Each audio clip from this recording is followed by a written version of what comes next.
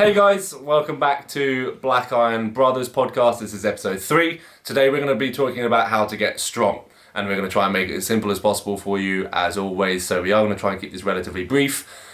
I'm Charlie, that's Gus. Yep. And we're both relatively strong. So we think that we've got... In the grand scheme of things. In the grand scheme of things, we're pretty strong. Just got to tug onto the natty card. Yeah, just keep on pulling that natty card. That Our means lifts are natural. better. It means we're not on steroids, Yeah. by the way, if Which you don't know what natty Any is. of our lifts are considered better than they would be otherwise. Yeah. Anyway, so the things that we stronger need than to... everyone on steroids. That's not true. That's not true.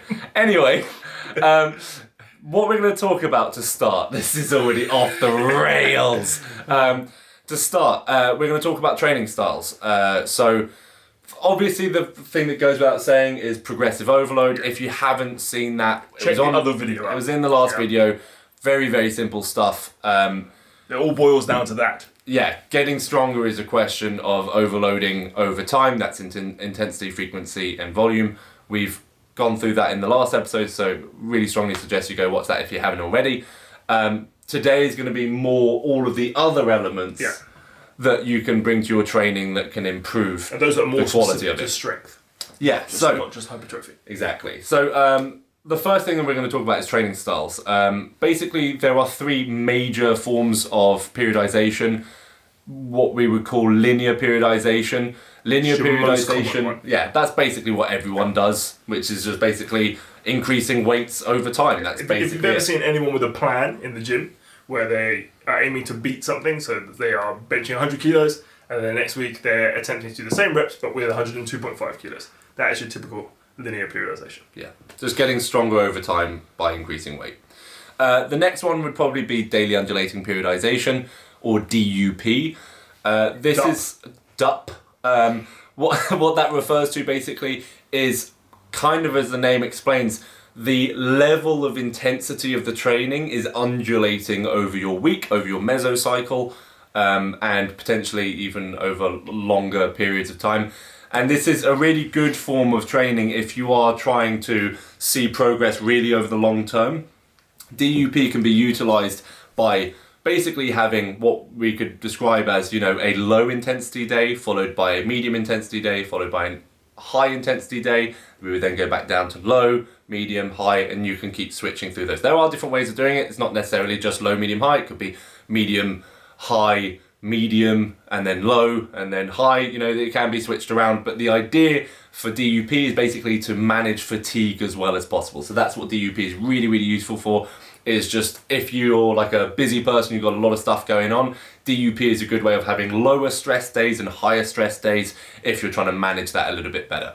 And it works really well if you're really strong. So the more proficient you get at lifting and the higher loads you're lifting, so the higher intensity, you may not be able to handle linear periodization over a long period of time, right? It will always work to some degree, and even these are still based off, there is a linear backbone behind all of these training styles. Yeah. But yeah, daily undulating periodization can be really useful. Say like you can squat, 600 pounds, right? You may be able to do 500 for 5 one week, but the next week you're still absolutely ruined.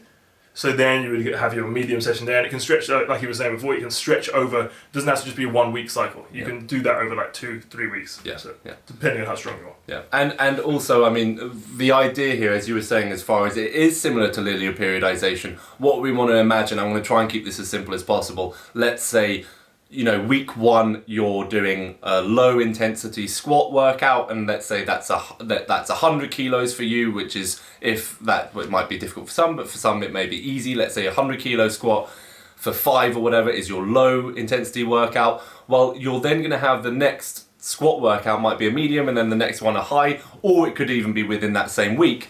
But then that following block, you would then come back to that again, but that low, instead of being 100, would now be 102.5. Yeah, so you're still beating it regardless of what So you're still, it is a wave form, but you're slowly going upward on that wave. You see the trend of progressive overload still being in there. Yeah. So the next one would be conjugate method. So this is really, really a popular form of training for athletes.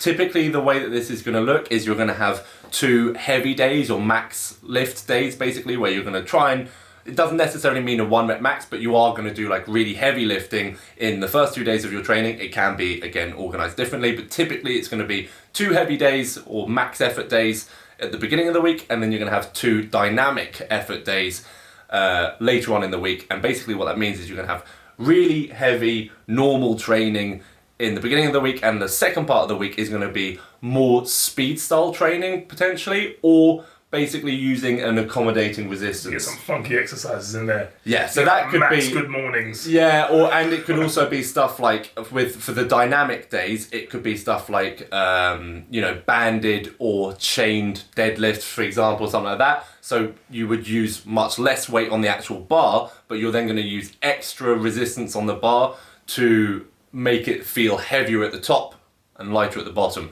The reason that you would utilize that is basically for athletes, this is going to be, again, a really useful training tool. If, for example, they are training their sport on a Saturday, if you're doing your heavy training Monday and Tuesday, you're then kind of recovering on the Thursday, Friday of those lighter speed days.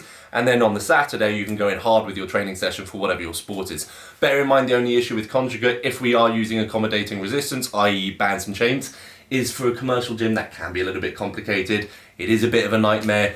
So it's very specific. And it's very specific, so it's not always the best for just general population, but it is definitely a great way of training. And if you've ever heard of Westside, which is the most popular, Westside barbell, this is the main proponents of that. Yeah. That's essentially where it came from. Mm-hmm. Did anyone do it before that? No. So before then, it would have been the Bulgarians, the Russians. Okay. Yeah, you go. But they made it famous. Yeah, and he basically brought that conjugate method to the US and to the West from Eastern Europe. But yeah, the conjugate method started in Eastern Europe. So that's basically as far as training styles. There are also other styles like block periodization and stuff like that. But I would say typically linear, DUP, and conjugate are going to be the ones that you see the most often. And they're all good. There's nothing wrong with any of them. But the one thing that I would say, and I think you probably agree with this, is if you're a beginner, if you're even intermediate, you can get really, really, really, really strong. You're always distracting me. I'm trying to be so serious. Bring some levity to the very serious conversation. But I am trying to make some points. Okay, sorry, continue. Linear periodization is going to work for the majority of people. Yeah, you don't need to stress yourself out too much getting into the idiosyncrasies of all the training styles when you're first starting. Yeah. Just start as simply as trying to put more weight on the bar with a rep range that you have chosen. Yeah. Which segues into rep ranges. Okay, so rep ranges for strength. So we're looking at typically what you'll always hear is typically 1 to 6, right? What we would probably say, what we tend to talk about, the ones that probably give you the most benefit in terms of strength are probably about 3 to 8. Yeah. Yeah. Now anything would. Yeah. If you were really pushing it and you were going for like sets of 15, but you were really trying to linearly progress each week, you would still get stronger. But typically, with the terms of neural adaptation, 3 to 8 seems to work really well. Yeah, like let's use bench as an example. Great one would be 4 reps on say a Monday, and then on a Thursday you would bench an 8 repper. Yeah, and that tends to really help with progression of building up different rep ranges, which is another point in terms of with rep ranges of what makes you stronger is getting strong and proficient in several different rep ranges. Yeah, because different parts of your musculature in say a compound movement like bench will fail at different times.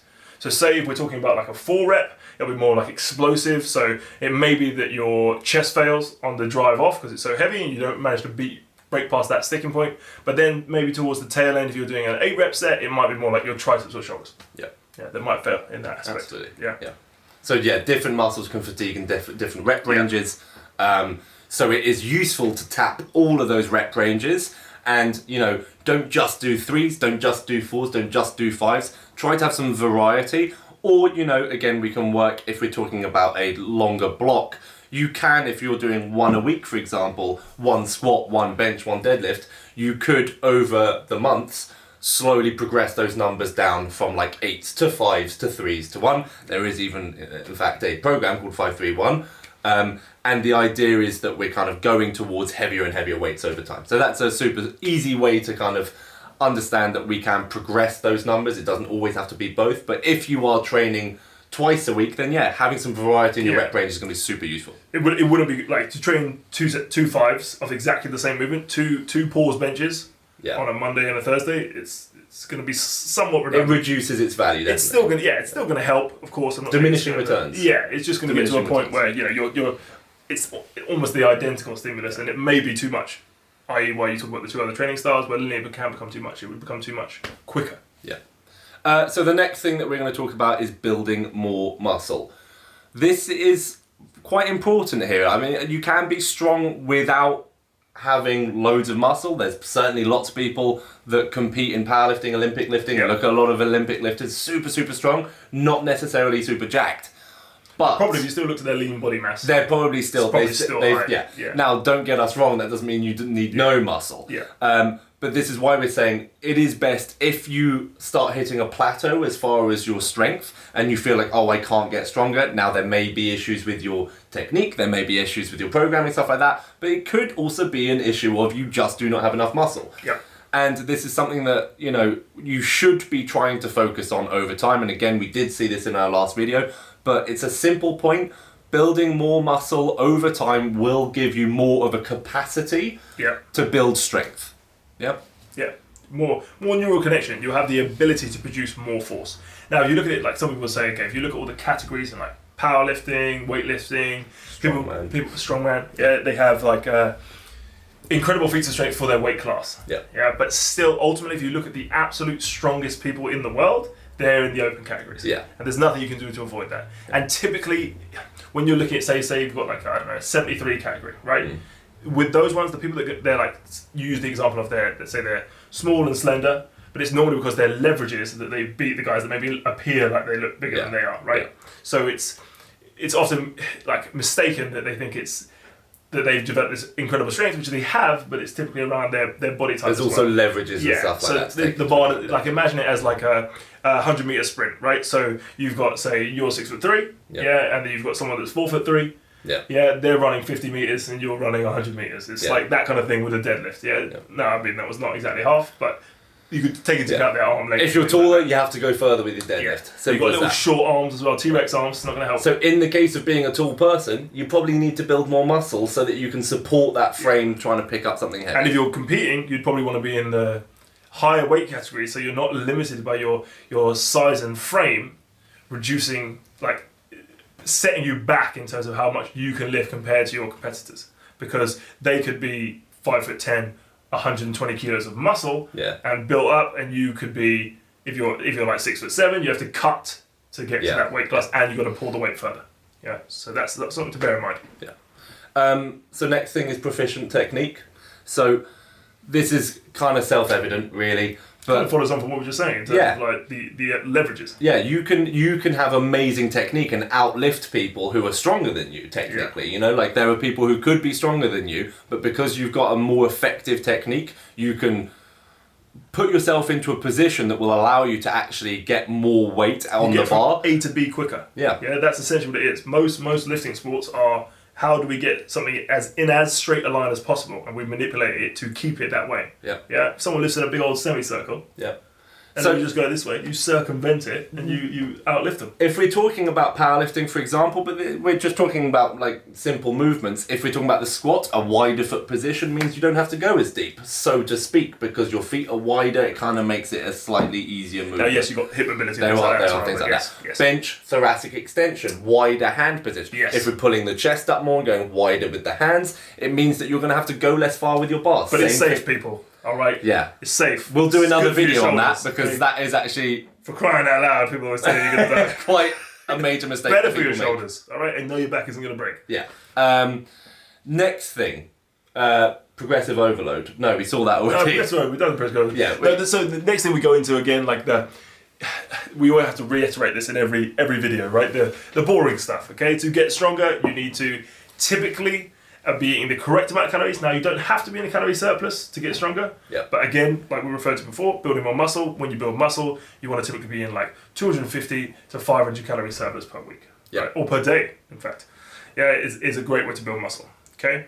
So you need to have enough calories, sufficient protein, sufficient sleep, and sufficient recovery. If you don't have those things, have those things, it's not going to magically happen because you could max out a set of 8. Yeah, that's the boring thing. All right. But it's, the simple stuff does matter here, and that's for building muscle and it's for building strength. If you're not sleeping, if you're not recovering, it's not going to happen. It's like the times table of fitness.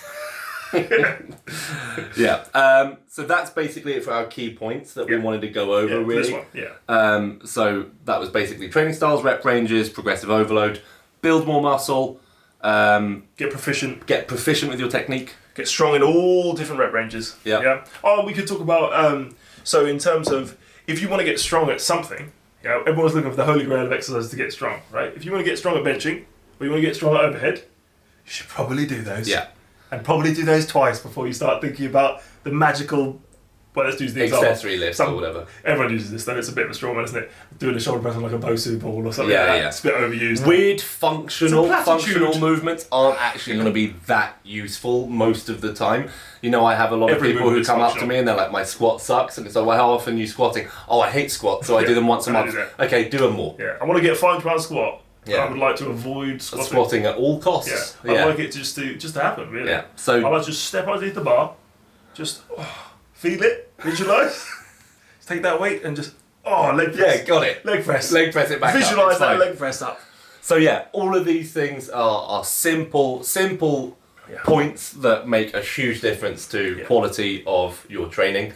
The couple things that we did want to go over as far as myths and misconceptions. We should really put a sign up or something for myths or misconceptions. We'll get more technologically savvy. When we write it in. When we get funding.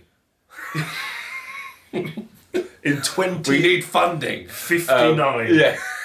We're so old. Anyway. When more than 1,000 people have seen one of our videos. Yeah, that would be great. That'd be it. That will happen. Yeah. Come on, share us and like and subscribe and all that stuff. What happened to your mouth there? It's good. It just reminds me, every time you say that, the first video, it's like a flashback when you smash the subscribe button. It's all here now, but it was so subscribe. I know. Yeah, you say it every time now. We're going to do a compilation of you saying that. Yeah, do like a GIF. Back to what we're talking about. We're not technologically savvy. We're not technologically savvy. We don't have the funding. All right, Mr. Misconceptions. Okay. Anyway, Mr. Misconceptions. Said you. Anyway. So, massively important here. We see this every single day. This is like a plague. It's what the biggest issue with people trying to get strong. Testing your 1RM way too often. 1RM, 1 rep max. Yeah. What we mean by that is people who are like, I'm trying to get stronger. Every single week they're hitting their bench max. Yeah. Stop doing that. Next week I hit 100 again. And then the next week 100 again. And then I got some pain, and then I did 95. Yeah. And now I've quit lifting. Yeah, and then gradually 90, and then nothing. Go, you know what, this lifting thing. And then there are the people that come in and go, look mate, lifting's dangerous. It's bad for your shoulders. I once, do you know what I used to I used to bench 140 son. Yeah. And look at me now. I'm all messed up. Look at me now, I'm still in the gym. Don't know how I'm talking to you. Because I was clearly coming to do something. I'm doing something, I'm like the ghost of Christmas past. Yeah. I'm here just to go, look at my You shoulder. had such a good chance to say the thing of gym past instead of Christmas past. Yeah, I thought ghost was enough. Christmas past. Ghost of gym That's past. a pop culture reference. Never mind. Anyway, testing your 1RM too often is a big mistake. The thing I will often say to people is, when you're testing, you're not getting stronger. That 1 rep max, you're not getting stronger when you're doing that. You're potentially like pushing your neural drive to the umpteenth degree. So, but even the proficiency you get from that will be offset by the fatigue. Yeah, you're going to be so fatigued from a 1RM, and this is why we know so many young guys who test their 1RM way too often, and then they fall off, they injure themselves. Or they're just like, I just can't get past that 1RM. Yeah, the risk of injury goes through the roof. You have to stop pushing those 1RMs. And especially if you don't have proficient technique. Yeah. It flies up. Yeah. You're like teetering on the edge of injury the entire time. Yeah. So how often let's use the example of us. How often do we test our 1RM? Let's say a deadlift 1RM. How often do you do that? You want to keep it as low as possible. So you really want to have a goal of something you want to hit. Yeah. And that needs to be in the distant future. And programmed suitably so that you're peaking towards that 1RM. And you get that deload beforehand. There's a lot of guys doing 8s on bench and then they're just 1 rep. And it's you weren't really preparing your system for that. What we want to really do as much as possible is to try to work towards that 1 rep max, prepare your body for that 1 rep max by doing, 4s, 3s, even 2s. And then when you get to that 1 rep, your body's ready to do that 1 rep. You look at the old mantra in powerlifting is your your first attempt, which is the one you're you really are confident you're going to get, should be a comfortable 3-repper in training. Absolutely. Yeah, and the other 2 are like you can push it a little bit more, but that first number is going to be so. It all comes down to like your 1-rep max shouldn't be like a shot in the dark. Absolutely. Of like, I've got to just get this. It should be that you've trained. You feel confident, like, oh, I can probably get this. Yeah. It might be right on the edge of what you can do, but it should be like, oh, I can do this. You shouldn't be failing that. Yeah, and master your technique before you do that too. The other thing that we were thinking of as well is shocking the system. That what we mean by that basically that applies to building muscle as well. Yeah. But really, what we mean by this is just trying to change your programming around too much. Yeah. We said this in the last video. Be consistent with your training. Be consistent with your programming. You don't need to do anything crazy. But in reality, the very best lifters they just do whatever they want. Just whatever. Whatever. Sometimes they lift plant pots. And that's enough. Plant pot lift today. Plant pot 1 RM. Yeah. Then 500 pound squat. Don't do it again. Never. 4 weeks time. 600 pound squat. Because that's how progressive overload works. That's it. Yeah. So. Backflip bench press. Well, some guys do that. A backflip bench press. Oh, backflip and then a bench press. Yeah, I've never seen someone backflip and then a bench press. Try to stick to your program. It's so tempting. Stick to a point. And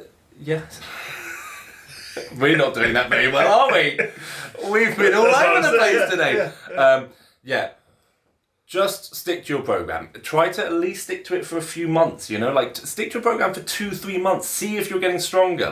If none of your lifts are getting better after 2-3 months, your program's probably not well built. Sure. But you need to try to trust the system a little bit and just try to push through and keep getting better. With anything you ever study, anything you ever learned, anything like that, if you just did a section of it for a few weeks and then stopped, you would still suck at it. Yeah. Yeah, and people just don't seem to relate that to training. Yeah, it's years and years and years. If you want to be really good at a certain movement, you need to do it. Yeah, that's it. Yeah? When people come up to me and say like, "Oh, how do you I've got a 260 on a straight bar deadlift, 260 kilos on a straight bar," and people are like, "Oh my god, how can you do that?" And it's like, do it for 10 years. Every single week and never stop doing that, and you'll get to a 260 kilo deadlift. And people think that's a massive commitment, but it's a myopic view, because it's not like you're having to do 10 years. People think 10 years worth of work each week, and it's like it takes all the time. No, it's like you just deadlift. You're just training. Deadlift once a week. Training. Do that bit of training. Do a deadlift and let it just happen. Yeah. You don't. When you're at school, you were like, oh, numbers. You don't know how to count again. Oh, I quit this. Every week I have to do this? Jesus. I haven't immediately ingested all of calculus in one day. I'll just point at people and say, that many. That amount. That many. How much does this cost? And they say it to you, don't know. Just throw money at them. I'm changing it.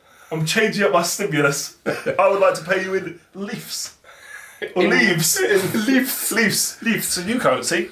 So this has been a completely mangled episode today. We did our absolute best to try to... we were flowing with it. We weren't using any notes. Look how relaxed we are. We swapped places. We swapped places. Yeah. Zen. Chill. Yeah. Anyway, we hope you enjoyed it, guys. That was basically everything we wanted to go through as far as getting stronger. These are all simple points. Don't overcomplicate it. Don't overcomplicate things. Do basic movements. Do them well. Do them clean. Yeah. Overload them over time. Don't test your 1-rep max too often. Try to build muscle. Yeah. Eat enough. Recover enough.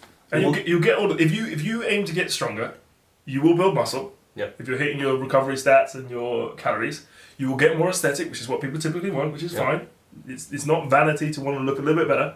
And you'll get everything that comes along with it. You'll get muscle strength and aesthetics. Okay, so it covers everything. And if you do these things and you don't get caught up in all the nonsense that's out there and all the hyperbole and everything like that, you won't get caught up by the gimmicks and the fads, and then you won't be the person spreading it. You won't be that person telling the kid, nonsense. A behind your neck bench press. Yeah. I don't know how you do that. Only reverse bench to get stronger on bench. Only reverse bench. No. But you have to leave these 2 fingers off. That's the most. And that's the trick. Yeah. And if these come in contact, it's the same 140. stimulus. Yeah, same stimulus. Yeah.